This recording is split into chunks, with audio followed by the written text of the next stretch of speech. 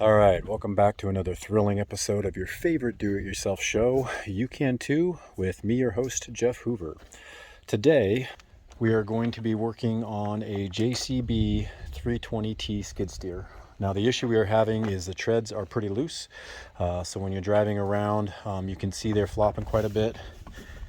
It's a lot of slack in there. You can also hear the sprocket is kind of rattling against the teeth of the tread. So when it's driving around, it's kind of making a metal grinding, clanging sound. I talked to one of the JCB technicians, and he said that it's pretty indicative that the tread's loose and we need to adjust that. And it's quite simple, so I'm going to show you how.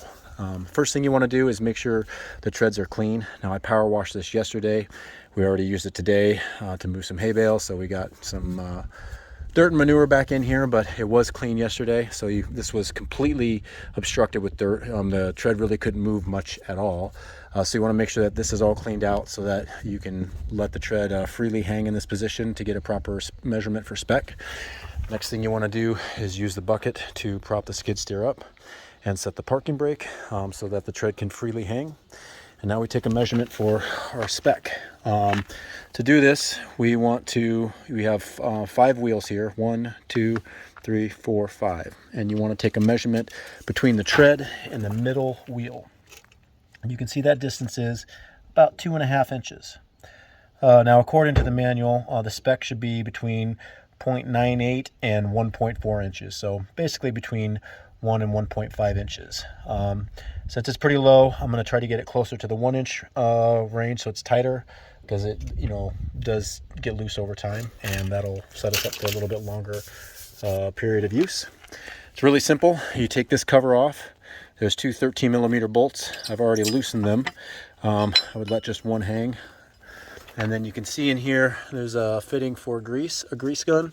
You want to make sure that any of this excess dirt is out of the way so it's not obstructing anything. But this is grease from last time. I think last time I did this was probably about 6 months ago. So we've got a Milwaukee grease gun here that'll make it really simple and easy. I'm going to see if I can prop this up to make it a little easier to see. And you should see the tread will raise up as we're doing this. Hopefully I can get the good enough angle here.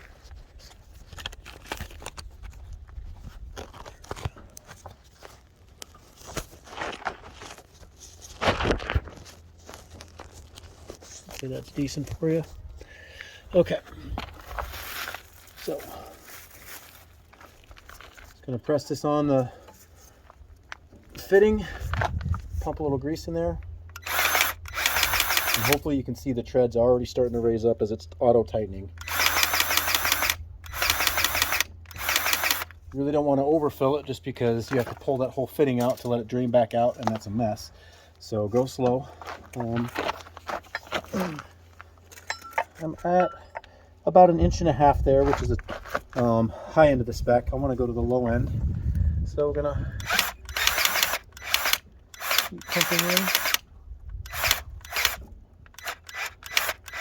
And right there, we're at about 1 inch.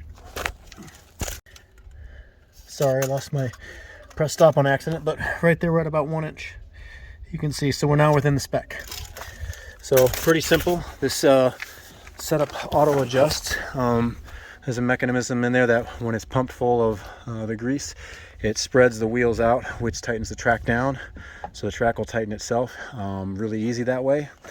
And all you got to do is pull that back off, put that cover back on, and you're good to go. So really quick and easy. We'll just recap here.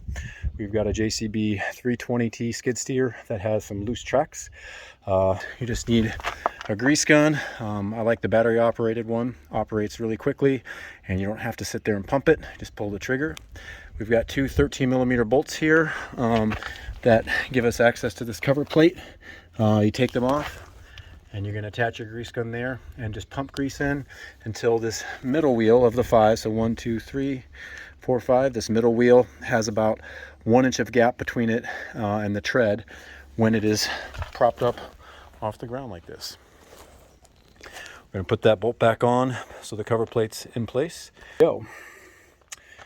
I did it, and now you can too. If you found this helpful, please subscribe to the channel.